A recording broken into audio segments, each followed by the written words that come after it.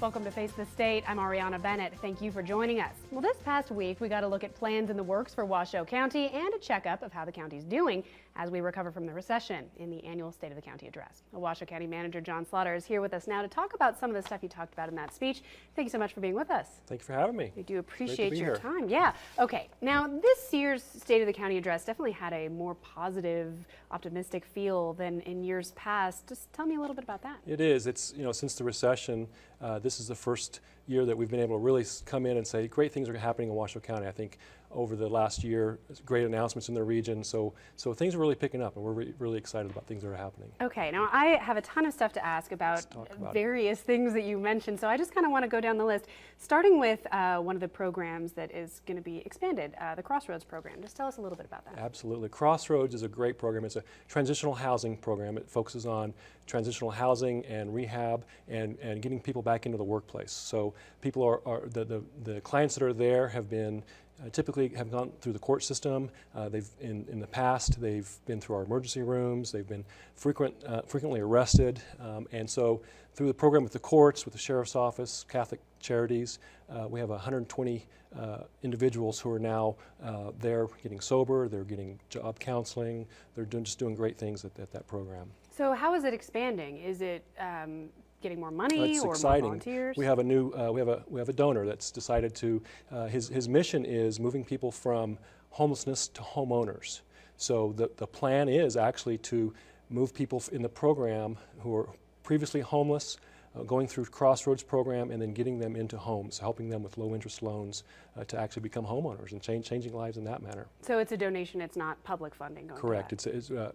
Frank Kernick is an individual from Arizona who's actually his nephew works for the Washoe County Sheriff's Office, saw the program, was excited about it, and decided that was something he wanted to get involved in. Okay. Now another thing you mentioned were hydration stations. What exactly? Hydration stations, yeah. So we asked our employees last year for some projects, some ideas for projects, and one of the things they came up with was placing hydration stations in all of the county facilities, in the public areas of the county facilities. So we've placed 15 of those, and they've, just in the first 3 months, employees and the public have come. They fill their water bottles and use that instead of plastic bottles, and we've so far diverted 43,000 plastic bottles from the waste stream just in the first 3 months. Is it basically just a water fountain? It's a distilled, it's a filtered water, okay. And there's you just come in and it tells you, it keeps track of how many bottles of water we've saved as you fill your bottles. Oh, well, that's good. Alrighty, libraries. I know the county has had issues funding them in the past. It took a big hit during the recession, cuts to hours. And then I know a lot of the staffing since then has been volunteer staffing. Where do our libraries stand going into this year? Right, so our libraries, you're right, parks and libraries, our cultural programs are ones that were hit the hardest during the recession. And so our libraries, we've relied on volunteers, over 28,000 hours of volunteer hours per year in our libraries. We have cut back hours. We've made it a priority going into this next year to look for ways that we can add those hours back in.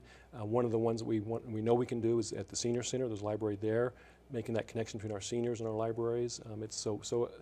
We're confident that we'll be able to find a way to increase hours. It's been a rough few years with our libraries. Is that a matter of increasing the number of volunteers or actually adding more money into their budget? It's both. So as volunteers grow, we can grow, but also looking for ways to add staff hours so that we can open hours at the libraries. Do you think it's possible to have the libraries ever return to pre-recession levels of staffing and funding? That's a general question, I think, overall for all county services, and I think the answer is probably we're never going to return to where we were before.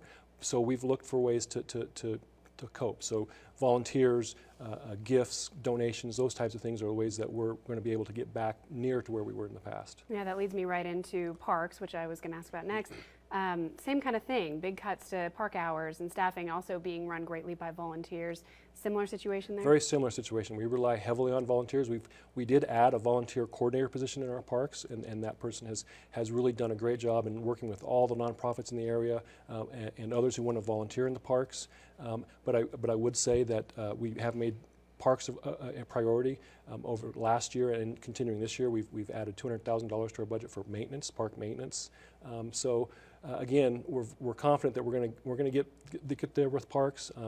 Signature services of both our libraries and our parks, and we're making a priority to find ways to help fund those. I mean, is it a sustainable model to rely so much on volunteer hours for such big services? Well, I think in parks and libraries, it really has become the model, and it's a model that by adding the volunteer coordinator and putting the efforts into the volunteers rather than just waiting for them to walk into the door, but actually recruiting volunteers and training them, it is sustainable. Wow. Okay. Interesting. Whole new world. It is. The post-recession world. Post-recession, we had to learn how we're going to provide services in this new world, and we're doing it. So safe to say we're not ever really going to see the funding that return to the way it was. I think parks are operating at half the budget they operated in 2007. No plans to return to that. No plans to return to that, but we have opened new parks. We've opened a new splash park. We've opened a new disc golf park in Sun Valley just in the last year. So we're finding ways through donations, through grants, through our staff, through our volunteers. We're doing very well in parks actually. Okay, now let's talk a little bit about. We've got some construction coming up in the fall, the new medical examiner's facility. That's an exciting thing that's really been on the wish list for a long time. It is, and it has. And the building will be the first building we've built since the recession, so I think that's a good indicator of just where we are. So the current location of our medical examiner's facility is in a building that was built in 1959. It was originally the county welfare building. It was never intended to be a coroner's office. And something that folks may not know is that our coroner, our medical examiner, is actually the medical examiner for all of Washoe County, but also contracts with every other county in Nevada except for Clark County. So she really does play a large role, not just in Washoe County, but across the state. So moving them into a state-of-the-art facility, a facility that provides all the services that facility needs is a priority, and it's going to happen. How long till that is ready to operate? Once we break ground, we think in the fall we'll break ground, and so by next summer we should be open. Good news. It'd be a quick construction. Okay, another area that I know has kind of been under scrutiny is the forensics lab because of kind of a long-standing backlog, not just here, but really across the country. Forensics labs are backlogged. Any plans to change that? Well, our forensics lab, again, a lab that provides forensic services for all of Washoe County, but all law enforcement in Washoe County, but also, again, across the state. They have contracts all across the state. So one of the ways that we are coping with that facility is looking for revenue sources. So contracting with counties in California, across Nevada, is a way that we've been able to do that. And I know that in the last legislative session, there was legislation related to DNA sampling, which came with every time you are arrested, convicted, there's a fine that goes directly to our forensics lab. So we're finding ways to do that as well. Sounds like it's a lot of creative finagling, trying to get funding from outside sources, private sources, grants. Always looking for ways to provide services. Absolutely. Okay. I heard something about the alternative sentencing program. I'm not too familiar with it, so you want to tell us how it works? Yeah, it's a great program, and I'd love to share that program. Chief Joe Ingraham is our alternative sentencing chief. It's a program where if you're convicted of a misdemeanor crime in Washoe County, the judge may have an option of, rather than sentencing you to jail for a year, which is typically about the time for sentencing for the jail, the judge could sentence you to home arrest and being under the jurisdiction of our alternative sentencing program. So they're out in the community, they're working, but this program, the staff in that department are checking on those individuals, spot checking, breathalyzer, making sure that they're complying with court orders, and keeping them out of the jail. So over a year, about 5,600 jail days are saved, which is about almost $700,000 that we save that we're not placing people in the jail. What kind of crimes are we talking about here? Can it be anything? So typically a misdemeanor crime, so a DUI would be a very typical kind of thing where maybe a first offense, right. And the judge has said, this person's really not a threat to the society. As long as we're monitoring them, they can stay out, and again, save us money from not having them in the jail. And save space too, I'm Save sure. space in the jail, absolutely. Okay, very cool. All right, let's talk a little bit about the fire service. This has been a big topic for really years. It has. The idea of consolidating fire services because of the automatic aid situation. Where does the county stand on that? So let me begin by saying what we're talking about is Truckee Meadows Fire Protection District, Right. which is a fire protection district. Our county commission does sit as that board, and we have a separate chief, and the chief is the chief of the department. Where we stand with that, over the last 2 years, the commission